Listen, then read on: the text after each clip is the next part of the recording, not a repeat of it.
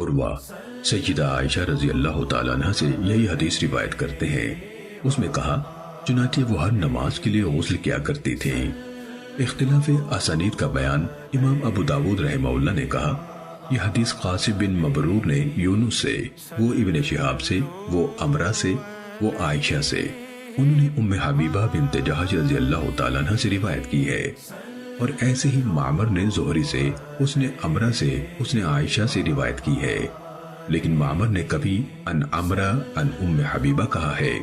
और ऐसे ही इब्राहिम बिन साद और इब्ने उयैना दोनों ने जोहरी से, वो अमरा से, उसने आयशा रजी अल्लाह तआला अन्हा से रिवायत की है। इब्ने उयैना ने अपनी रिवायत में कहा कि जोहरी ने यह नहीं कहा कि नबी सल्लल्लाहु अलैहि वसल्लम ने उसे गुस्ल करने का हुक्म दिया था। सुनने अबू दाऊद हदीस नंबर 290।